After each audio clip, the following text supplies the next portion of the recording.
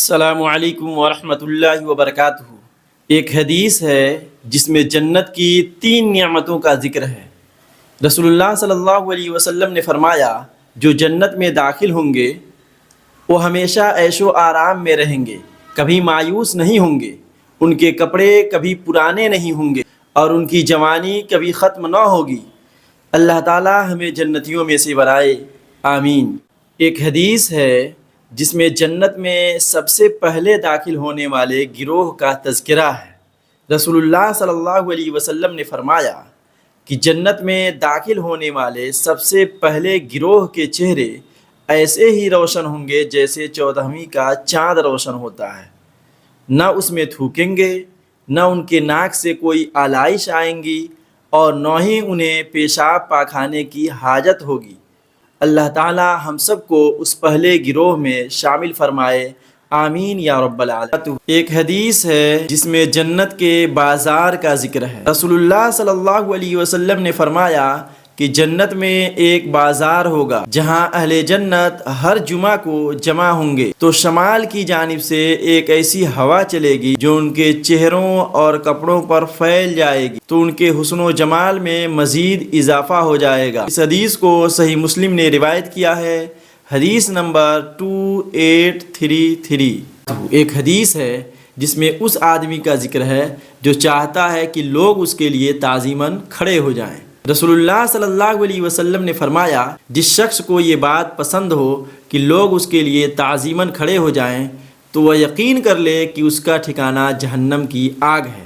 یہی وجہ ہے کہ رسول اکرم صلی اللہ علیہ وسلم کو دیکھ کر صحابہ کرام رضوان اللہ علیہم اجمعین کھڑے نہیں ہوتے تھے، کیونکہ وہ جانتے تھے کہ یہ بات رسول اللہ صلی اللہ علیہ وسلم کو سخت ناپسند ہے۔ حالانکہ صحابہ کرام کی نظر میں نبی کریم صلی اللہ علیہ وسلم سے زیادہ محبوب شخص کوئی نہ تھا، لیکن اس کے باوجود نبی کریم صلی اللہ علیہ وسلم کو آتے ہوئے دیکھتے تھے تو وہ کھڑے نہیں ہوتے تھے۔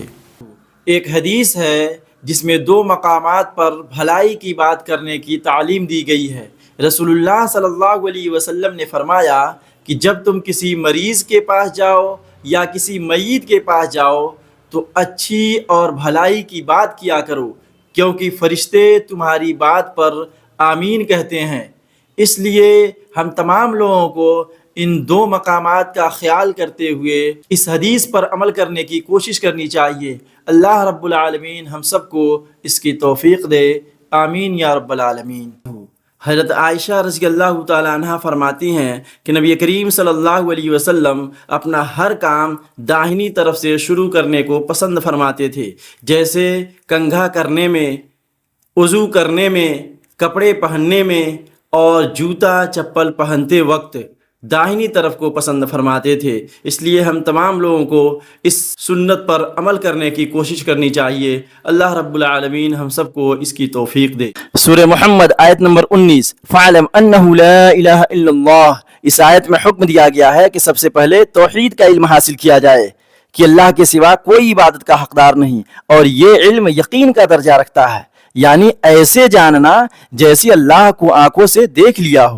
قرآن کریم کی ایک آیت ہے جس میں ہمیشہ قائم رہنے والی دوستی کو بیان کیا گیا ہے۔ اللہ رب العالمین کا فرمان ہے، الْأَخِلَّاءُ يَوْمَئِذٍ بَعْضُهُمْ لِبَعْضٍ عَدُوٌّ إِلَّا الْمُتَّقِينَ، کہ اس دن دوست بھی ایک دوسرے کے دشمن بن جائیں گے سوائے پرہیزگاروں کے۔ اس آیت سے معلوم ہوا کہ قیامت کے روز صرف پرہیزگار لوگوں کی دوستی ہی برقرار رہے گی، ان کے علاوہ باقی سب ایک دوسرے کے دشمن بن جائیں گے۔ ایک حدیث ہے جس میں 2 چیزوں کو طلب کرنے کی تعلیم دی گئی ہے۔ رسول اللہ صلی اللہ علیہ وسلم نے فرمایا، اللہ رب العالمین سے اپنے گناہوں سے عفو درگزر اور مصیبتوں اور گمراہیوں سے عافیت طلب کیا کرو، کیونکہ ایمان اور یقین کے بعد کسی بندے کو عافیت سے بہتر کوئی چیز نہیں دی گئی۔ اس لیے یہ دعا پڑھیں، اللہم انی اسألک العفو والعافیہ فی الدنیا والآخرہ، کہ اے اللہ ہمیں دنیا اور آخرت میں عافیت۔